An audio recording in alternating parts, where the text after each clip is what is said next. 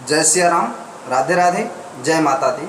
आप सबको नवरात्रि महापर्व की हार्दिक शुभकामना। मेरे भाई बहन, प्रभु प्रेमी सभी जो मुझे श्रवण कर रहे हैं, आज आदिशक्ति माता जगत जननी का जो नवा स्वरूप माता सिद्धिदात्री का है,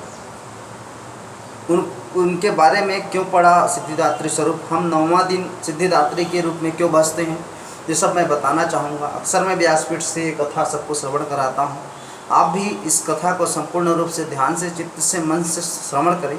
और माता जगत जननी सिद्धिदात्री का अर्थ यही होता है कि आपके जो मन में जो भी आए, जो इच्छा हो, आप मांगी लीजिए। माता जगत जननी कुंवारी भोजन इत्यादि पश्चात हम जब हवन कर लेते हैं, उसके पश्चात जो नवमी के स्वरूप में हम माता सिद्धिदात्री को भजते हैं। ये सिद्धिदात्री नाम क्यों पड़ा, इसके बारे में आप श्रवण करें, हाथ जोड़े आदिशक्ति को। उसके बाद हम आज की कथा की ओर बढ़ें और नवम रूप के बारे में जानें। सिद्ध गंधर्व यक्षा गैर सुरैर मायरपि सेव्यमाना सदा भूयात सिद्धिदा सिद्धिदायनी। बोले सिद्धिदात्री मैया की जय। माँ दुर्गा जी की नवी शक्ति का नाम सप्तशती और देवी भागवत के अनुसार सिद्धिदात्री है।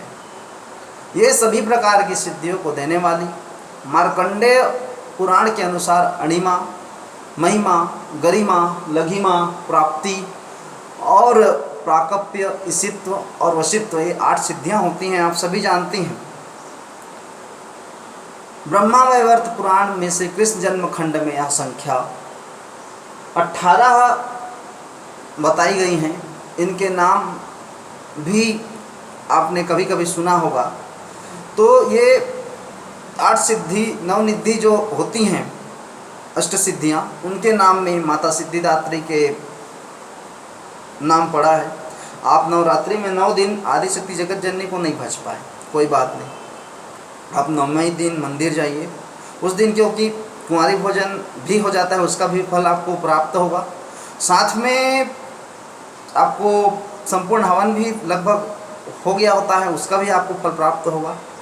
और आदिशक्ति जगत जननी माता नौमा जो नवरात्रि होती है, उसी दिन भक्तों को उनके मन की कामना की पूर्ण रूप से फल प्राप्त करती हैं, क्योंकि 9वां दिन माता जगत जननी का नवपूर्ण स्वरूप हो जाते हैं। इसलिए माता आदिशक्ति सिद्धिदात्री से जो भक्त, जो बेटी, जो बेटा, जो भी माता जगत जननी के सामने जाकर हाथ जोड़ लेता है, जोड़ने के बाद अपने मन की मांगता है, उसकी तत्काल तुरंत ही माता जगत जननी श्रवण करती है उनकी प्रार्थनाओं को और फल प्राप्त कराती हैं। आपको मैंने प्रयास किया कि 9 दिन निरंतर आपको 9 रूपों के बारे में श्रवण करा सकूं। आपको और लगता है कि हमको ये भी कथा श्रवण करनी है, आप कमेंट बॉक्स में आप अवश्य डालिए।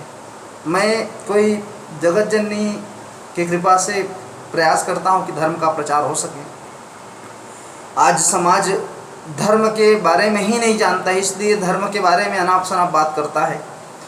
वास्तव में मेरे भाई बहन, हमारे धर्म हमको जिस फल की भी हम प्राप्ति चाहते हैं, वो फल की प्राप्ति कराने में समर्थ है, लेकिन हम अपने धर्म को नहीं समझ पा रहे हैं। इसलिए मैं चाहता हूं कि आप मुझे निरंतर श्रवण करें। जो भी मैं बन सकेगा अपनी ओर से मैं आप सबके बीच में दूंगा। मैं व्यासपीठ से भी मैं बहुत प्रयास करता हूं कि अच्छी अच्छी कथाएं मैं आपको श्रवण कराऊं, ताकि वो आपके जीवन में काम आ सके और आपके जीवन सफल हो सकें। इसलिए आप माता सिद्धिदात्री को पुनः प्रणाम करें। आप सबको नवरात्रि की हार्दिक शुभकामना और अपने विचार अवश्य रखें। जय सिया राम, राधे राधे। बोले सिद्धिदात्री मैया की जय।